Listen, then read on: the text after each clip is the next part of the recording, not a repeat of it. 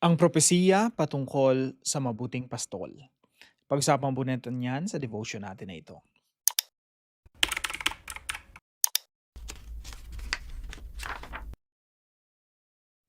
Magandang araw po sa bawat isa sa inyo. Welcome back to our 365 Daily Devotions Bible Characters Edition.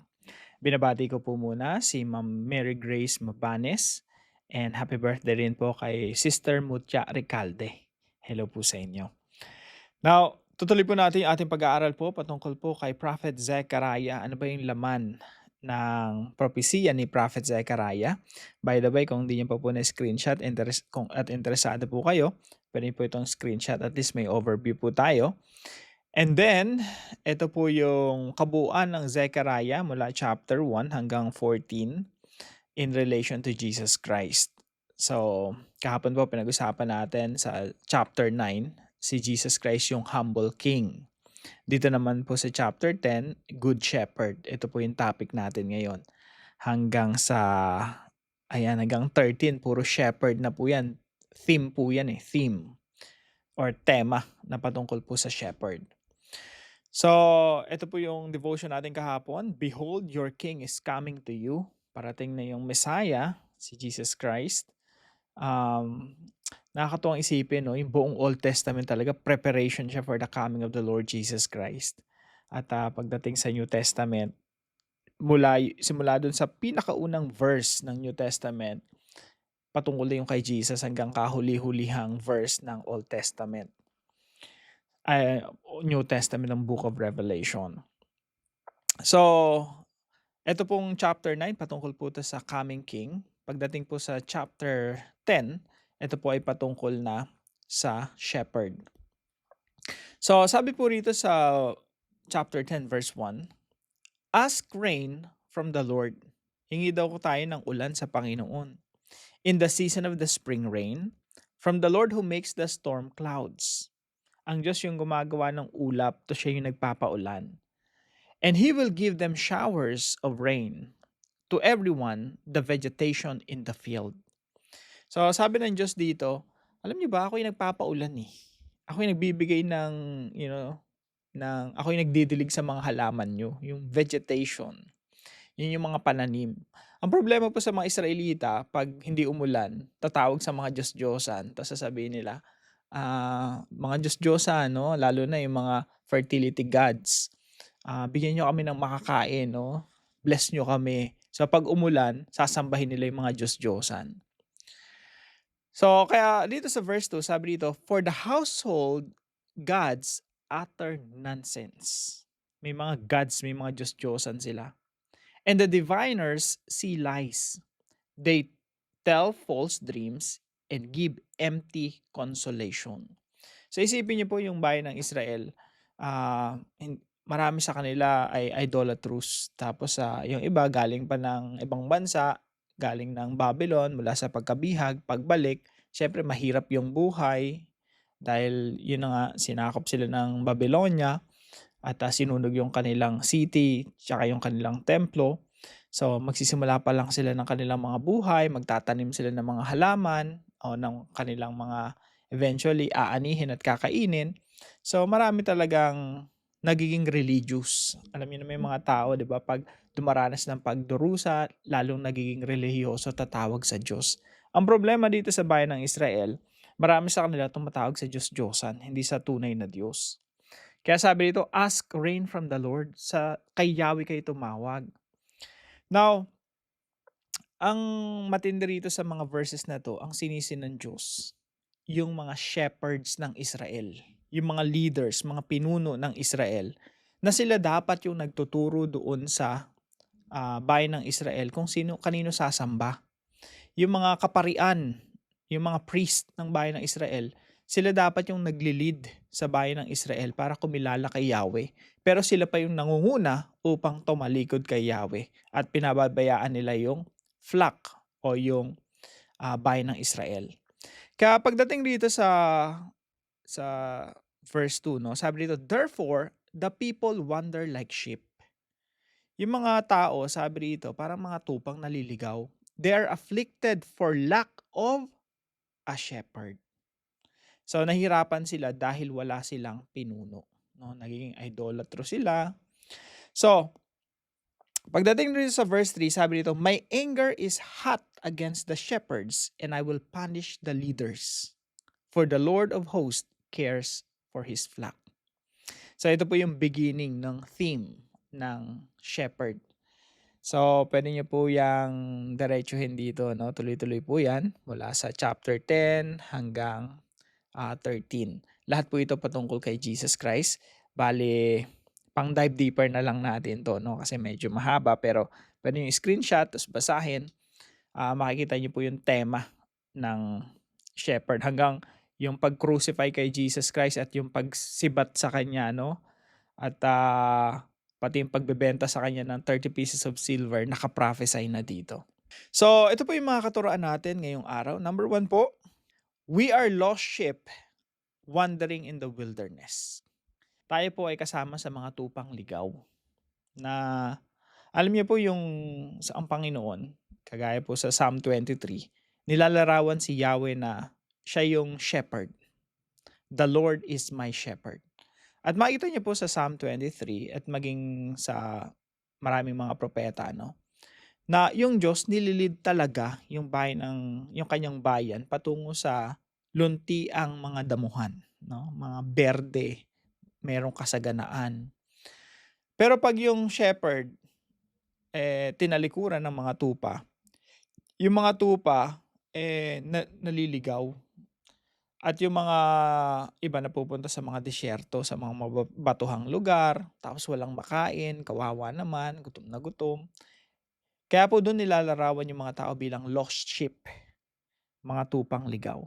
So tayo po mga tupang ligaw, kung wala tayong shepherd, wala si Kristo sa buhay natin, tayo yung mga tupang ligaw. Pangalawa po, Jesus is the good shepherd who seeks the lost. Makikita niyo po yan sa New Testament, no? Kahit dito sa fulfillment na ito, si Jesus Christ, siya po yung naghanap sa mga tupa. Kung ito po ay prophecy, no, Zechariah, ito naman po yung fulfillment. Sabi dito, Christ sees the same condition and has compassion on them. May habag yung Panginoon Jesucristo sa kanyang mga tupa. Jesus is the good shepherd who comes to care for his sheep, for God's sheep. Jesus comes to the lost sheep of Israel. So, ang Panginoon Jesucristo talaga siya yung naghanap sa atin. Hindi tayo ang naghanap sa Diyos. Hindi tayo lumapit sa Diyos. Tayo talaga naligaw na. Ang taong naligaw, lost talaga. Kinatagpo lang ng Diyos. At pangatlo po, the good shepherd saves. So, nung natagpuan tayo ng Panginoon, nagsisiming pa tayo sa ating mga kasalanan, no? Doon tayo hinablot ng Panginoon mula sa kasalanan, no? Iniligtas tayo. At ngayon ay pranoprotektahan at ibinibigay lahat ng pangangailangan. So the good shepherd saves, protects, and provides. Ang ating Panginoon Jesucristo, binabalik tayo sa Psalm 23. No? The Lord is my shepherd, I shall not want. Si Yahweh ang ating pastol, hindi tayo magkukulang. So, dito po sa Zechariah, makikita po natin rito. Sabi dito, ask rain from the Lord. Bakit tayo humihingi ng rain, ng ulan sa Panginoon? Kasi siya yung good shepherd eh. Siya yung nagkakalob ng lahat ng ating pangailangan. Sa kanya tayo dapat tumawag. Hindi sa mga Diyos-Diyosan na nandoon sa disyerto, nandoon sa wilderness. Alam niyo ang mga lost sheep, kung kani-kanino tumatawag yan. At kung sino-sino mga Diyos-Diyosan yung tinatawag. Pero dito po, binabalik tayo ng Diyos eh. Kay Yahweh tayo tumawag kasi siya talaga yung nagmamalasakit sa atin. Kaya sabi rito sa verse 3, no, for the Lord of hosts cares for his flock. Nagmamalasakit sa atin yung ating Panginoon. At kung tayo nasa piling ng ating Panginoon Jesucristo, hindi tayo mangangailangan. Hindi tayo magkukulang. So bilang application po sa pinag-aaralan natin ito, number 1 po, admit that we are lost apart from Christ. Tanggapin po natin na talagang naliligaw tayo. Kung ito ay first time mong narinig, itong devotion natin na ito, first time mong napindot mo lang siguro yung cellphone mo na napapanood mo to right now. Ito lang yung kailangan talaga nating unang gawin 'no, aminin sa harapan ng Panginoon, "Lord, I'm lost. Naliligaw po ako. Salamat kasi hindi aksidenteng napapanood ko 'tong devotion na ito." Admit that we are lost apart from Christ. Bakit po? Kasi 'pag hindi natin inadmit na tayo'y naliligaw, akala natin nasa tamang landas tayo, ang saya-saya pa ng mga ginagawa natin sa buhay natin, akala natin yun yung tama, hindi natin kakailanganin si Kristo kasi, okey ka naman pala, 'no? You don't need Jesus. Sabi nga ng Panginoong Kristo nung hinahanap niya yung kanyang mga tupang naliligaw, sabi niya, "Hindi ako."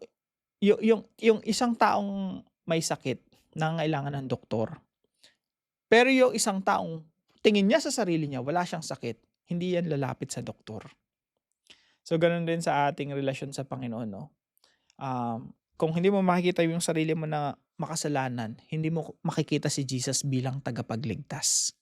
Kung hindi mo makikita yung sarili mo bilang lost sheep, hindi mo makikita si Jesus Christ na ating shepherd, ating pastol na naghahanap sa atin. And number 2 po, rest in Christ and find satisfaction in Him. Makatagpo tayo ng kapahingahan at kasiyahan sa ating Panginoong Kristo.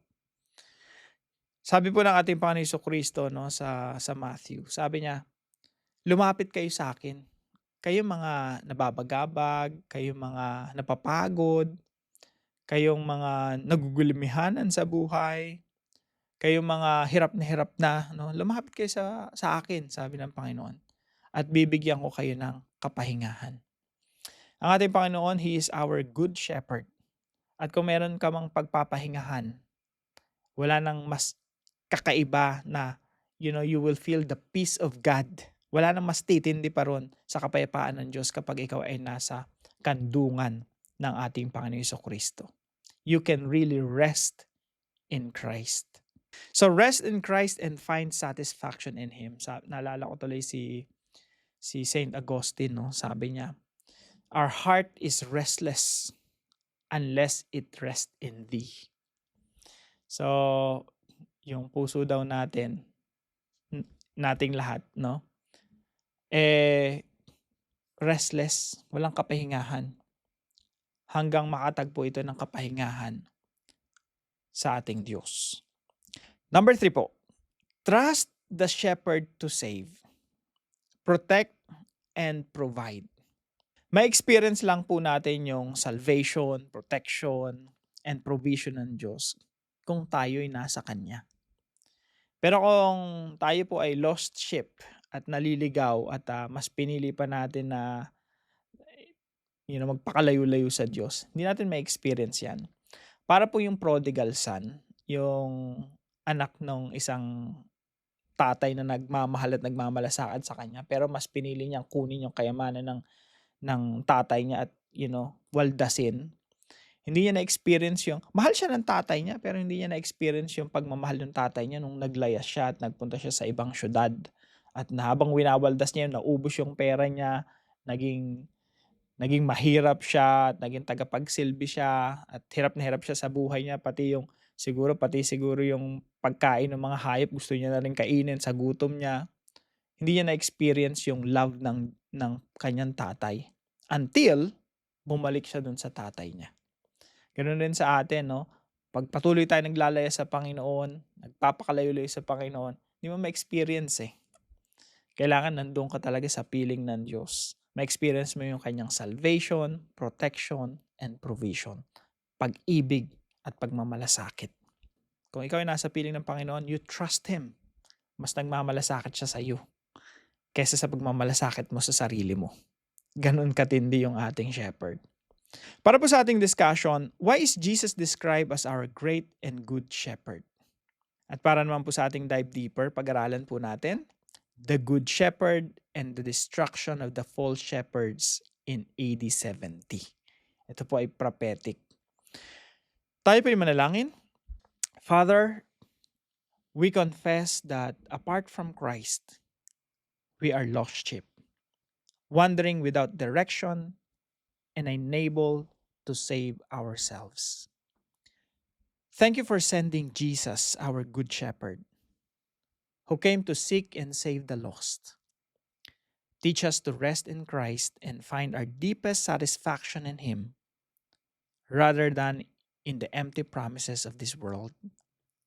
When we are afraid, remind us that our shepherd is near. Help us trust Him completely to save us from sin. Protect us from danger and provide everything we truly need. May we faithfully hear His voice and follow Him all our days. In Jesus' name, Amen and Amen. Maraming salamat po kay Brother Josefino na partner po natin sa devotion natin na ito. At kung kayo po ay mayroong natutunan, ipalam niyo lang po sa comment section right below this video. And please share this devotion to your family and friends. See you po tomorrow 5 a.m. dito po sa ating daily devotions.